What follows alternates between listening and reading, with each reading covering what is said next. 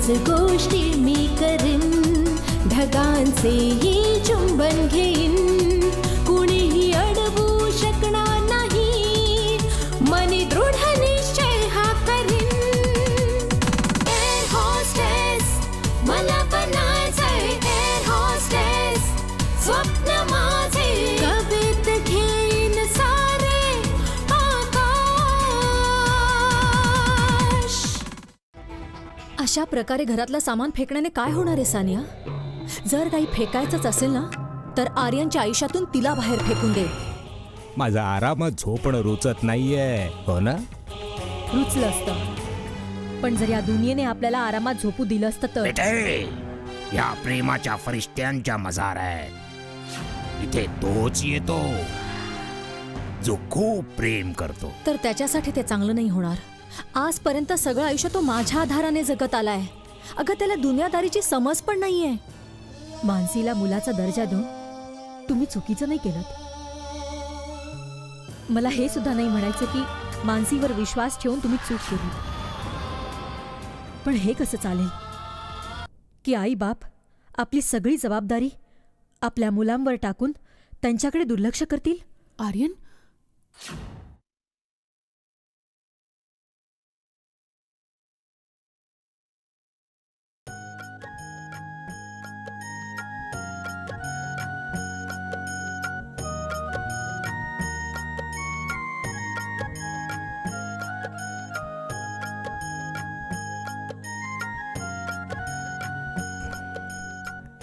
काय मानसी, आज माझी मुलगी खूप लवकर उठली आहे. लवकर कुठे पप्पा, सूर्य तर कधीच उगवलाय. खरं आहे तुझं बाळा. सूर्य जेव्हा आपल्या पहाटेच्या पहिल्या किरणांना घेऊन या पृथ्वीवर प्रकट होतो ना, तेव्हा आयुष्य जणू रेसचं मैदान बनून जातं. वेळेच्या मागे पळत राहा, पळत राहा. आणि जेव्हा जेव्हा आपल्या वेळ हातात येते त्यावेळी हा सूर्य मावळलेला असतो. पण बाळा, विजेता तोच असतो ज्याच्या हातामध्ये वेळ असते, वेळ. नाही तर खूप उशीर होऊन जातो. मला उशीर नाही होणार पप्पा. मी सूर्य मावळण्यापूर्वीच घरी येईन. पण आज माझे पप्पा मला असे प्रश्न का विचारतायत? नाही नाही, असं काही नाहीये मानसी बाळा. पण एक गोष्ट आहे बाळा, माहितीये, विश्वास करणं जेवढी मोठी जबाबदारी आहे त्यापेक्षा मोठी जबाबदारी असते त्या विश्वासाचं पालन करणं, जपणं. आपल्या जबाबदाऱ्या निभावणं मी तुमच्याकडूनच शिकले पप्पा. तुम्ही माझ्यावर विश्वास ठेवा पप्पा. तुमची ही मुलगी ह्यामध्ये कधीच फेल नाही होणार. तुम्ही माझ्यावर विश्वास दाखवून तुमची जबाबदारी पूर्ण केली आहे. आता तुमच्या विश्वासाला कायम राखणं माझी जबाबदारी आहे. हे माझं तुम्हाला वचन आहे पप्पा. नाही नाही बाळा, हे सगळं बोलण्याची गरज नाहीये. मला काही सुद्धा म्हणायचं नाहीये. माझा माझ्या विश्वासावर पूर्ण भरोसा आहे. जा जा, उशीर होतोय तुला.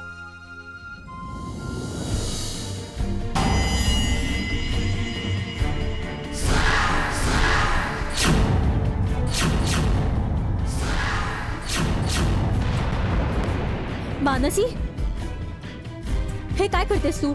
आग लागली असते तुझ्या साडीला.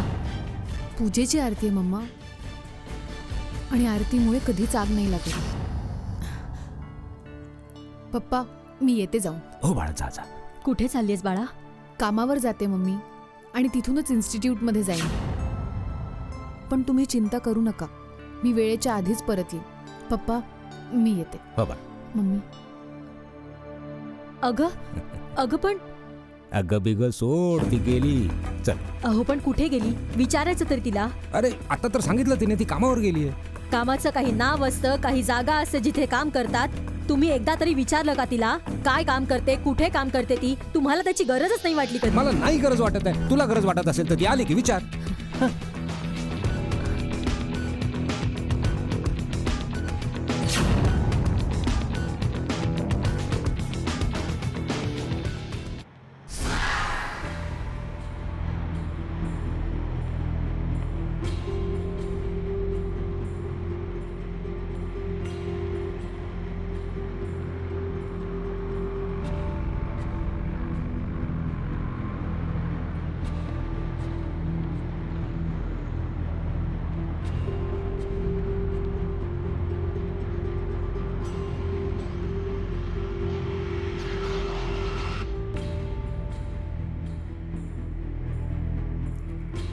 आपण कुठे जातोय आर्यन?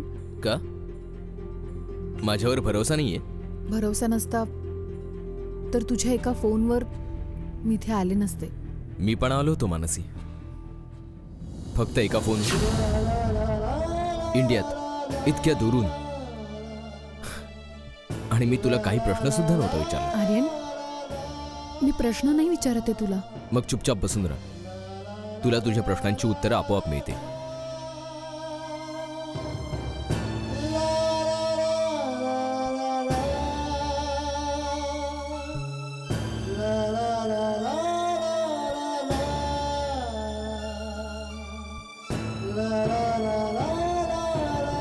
काय बघतेस? की मी सामान घेऊन कुठे जातो? मनसी, मला इथे गुदमरल्यासारखं होतं. चारही बाजूनी फक्त प्रश्नांनीच वेढला गेलोय मी. काहीच समजत नाहीये मला, काहीच नाही. आज मानसी, ह्या मला सगळ्या प्रश्नांची उत्तर मिळतील किंवा मग मी इथून अगदी कायम करता निघून जाईन.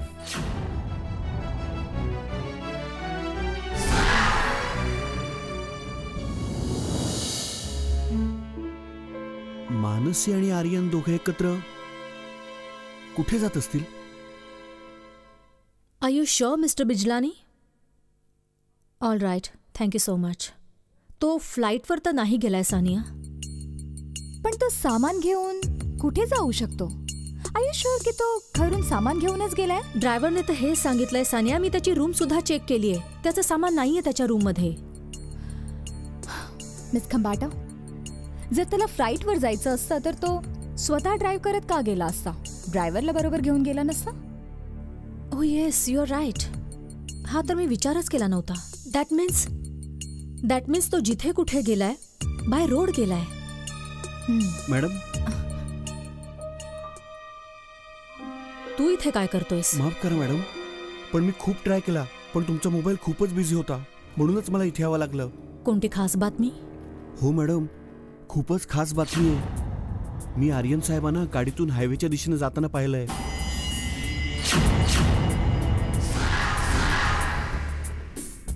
आणि त्याहूनही खास बातमी ही आहे मॅडम, आर्यन साहेब एकटे नव्हते, मानसी पण होती.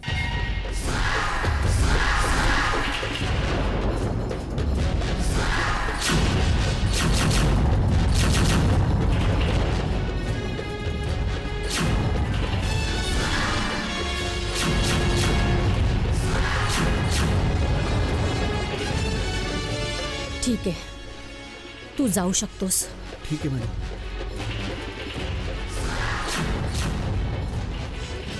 पाहिलं मिस खंबाटा, ह्याला म्हणतात तू शेर तर मी सव्वा शेर, अशीच काहीतरी म्हण आहे ना? मी मानसीला सोडणार नाही. मानसी हातात तर आली पाहिजे. क्या बात है मिस खंबाटा, तुमचा भाऊ तर तुमच्यापेक्षा पण एक पाऊल पुढेच चालतो नाही? तुम्ही मानसीला ट्रॅप करायचा विचार करत होता आणि तो तर मानसीलाच घेऊन उडाला. तो असं नाही करू शकत. आर्यन असं कधीच नाही करू शकत. आर्यनने हे केलंय पण मिस खंबाटा. नाहीतर कोणी आपलं सगळं सामान घेऊन आपल्या प्रेयसी बरोबर पिकनिकला नाही जात. आर्यन आणि मानसी पळून गेलेत.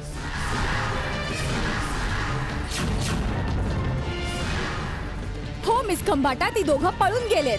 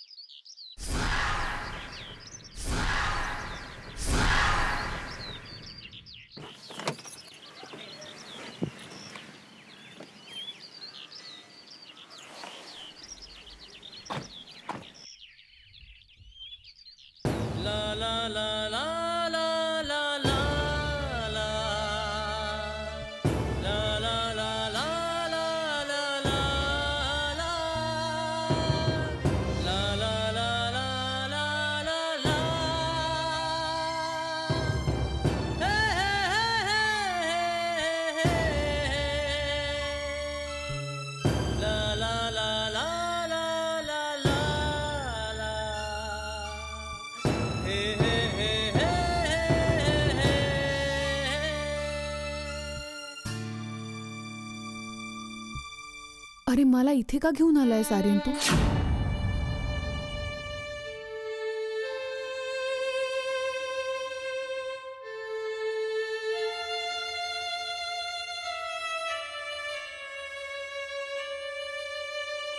ये माझ्यासोबत.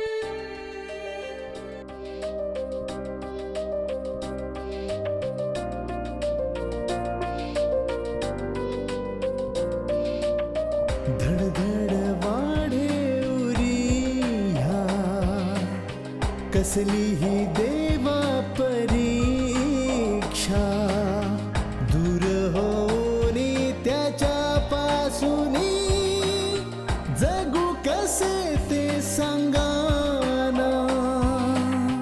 धडधड वाढे उरिया कसली ही देवा परीक्षा दूर होणे त्याच्या ह्या धाग्याला बघ, कदाचित तुला काहीतरी आठवेल. कसे ते सांगाना.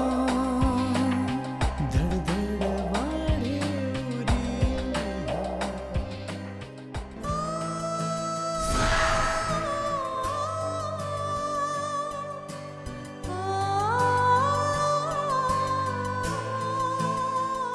बेटे, हा प्रेमाच्या यकीनचा धागा आहे. ज्या दिवशी प्रेमावरून यकीन डगमगेल तुझा, तेव्हा इकडे निघून ये. तुझ्या यकीनला आधार मिळेल. आधार.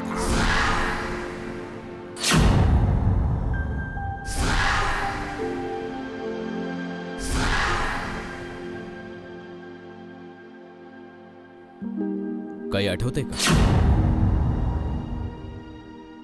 खरंच तुला काही आठवत नाही? का मला परत सगळं आठवायला सांगतोयस तू आर्यन? का?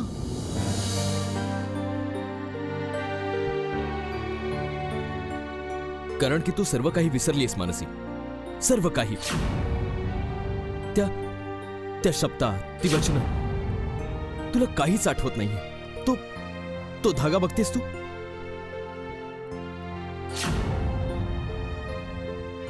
हा धागा साधा सुद्धा नाहीये मानसी.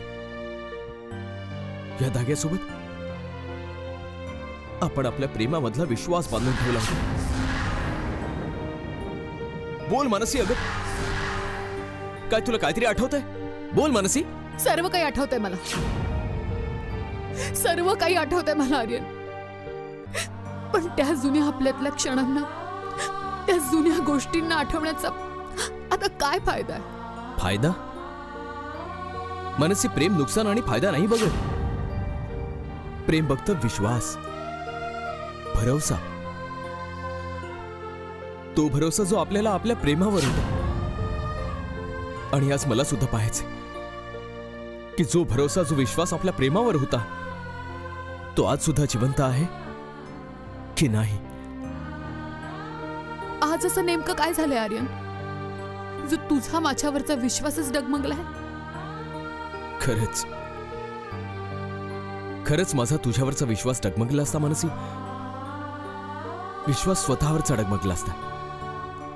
आपल्या प्रेमावरून डगमगला असता. तर इतके सगळे प्रश्न मला हे अशा प्रकारे सतावत नसते.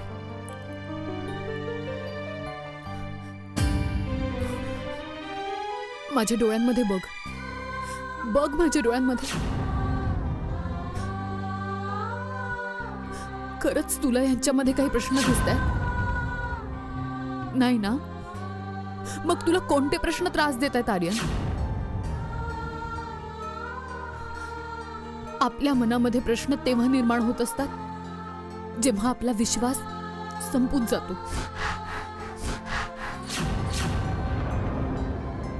तुझा विश्वास आज तुटतोय कदाचित.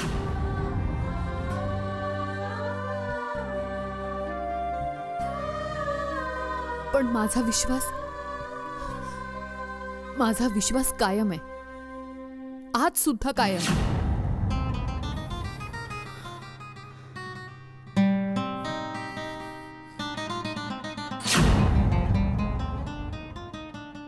तर मग ठीक आहे मानसी, आज मी तुला एक शेवटचा प्रश्न विचारतो.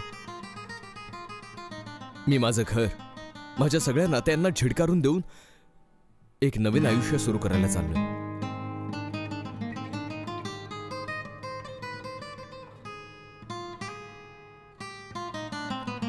काय तू माझी या नव्या आयुष्यात साथ देशील मानसी?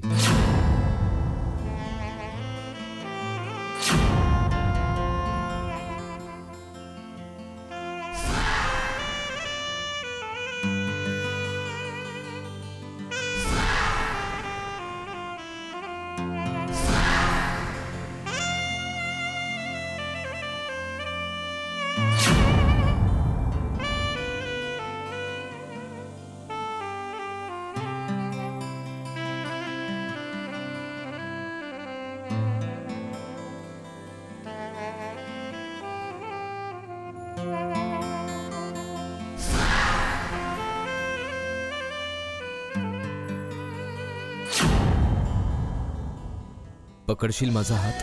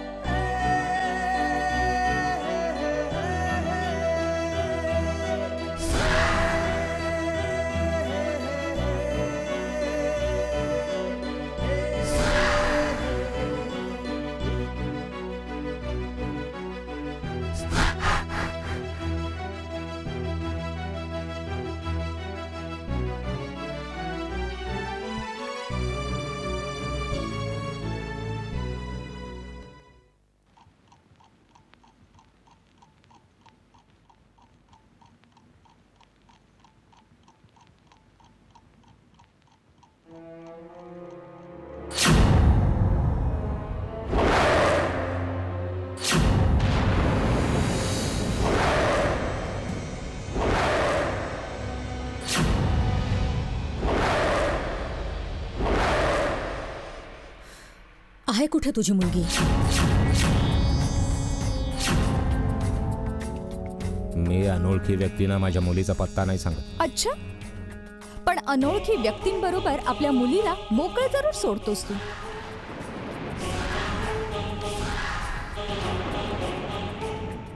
श्रीमंत मुलांना भूल देण्यासाठी?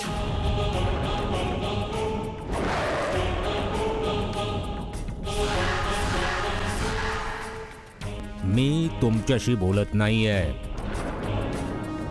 आणि कमीत कमी एवढे संस्कार तरी तुमच्यावर झालेच असतील की जेव्हा मोठे आपापसात बोलत असतील तेव्हा छोट्यानी मध्ये नसतं बोलायचं. अच्छा, कोणी वयाने आणि उंचीने छोटा मोठा होत नसतो, तो मोठा होत असतो आपल्या लायकीने. आणि तुझी लायकीच काय आहे? हा, माझी लायकी, माझे संस्कार. समजलीस बाळा? माझे संस्कार. जर खरंच असं आहे ना रमाकांत, मग सांगत का नाहीस की मानसी कुठे गेलीये? मी एक मिनिट, तुम्ही शांत राहा, मी बोलते. मला सांगा, काय केलंय माझ्या मुलीने? का तुम्ही लोक तिच्या मागे लागलात हात धुवून? आम्ही तिच्या मागे नाही लागलोय, ती आमच्या मागे लागलीये. खूप मोठ्या मोठ्या गोष्टी करतोस ना तू रमाकांत. डिग्निटी, संस्कार, आत्मसन्मान, का हेच आहेत तुझे संस्कार? हे कसले संस्कार आहेत की कोणी कोणाच्या होणाऱ्या मंगेतरला घेऊन पळून जात आहे?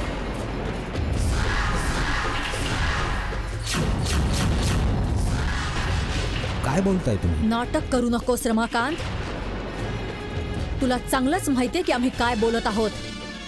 तुझी मुलगी मानसी माझा भाऊ आर्यनला पळून घेऊन गेलीये. हे खोट आहे. आमची मानसी असं करणं शक्यच नाही. अहो ती तर कामावर गेलीये. अच्छा, तर कामं पण करते का मानसी? ठीक आहे, जर ती कामावर गेलेली आहे तर सांगा, कुठे गेली आहे ती?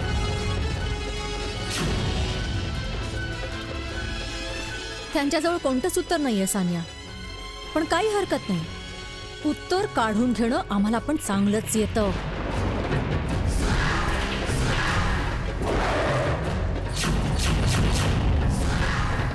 संध्याकाळपर्यंतची वेळ आहे तुझ्याजवळ रमाकांत.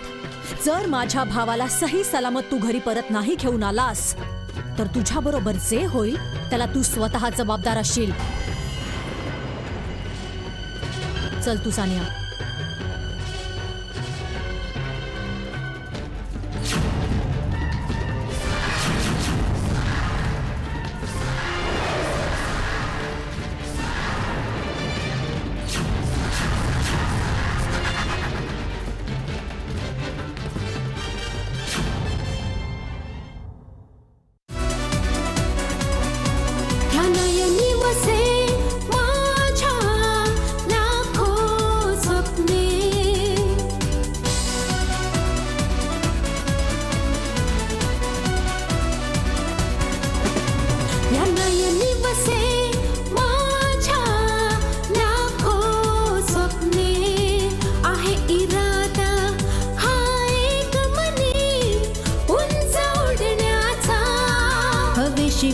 गोष्टी मी करीन, ढगांचे ही चुंबन घेईन, कुणीही अडवू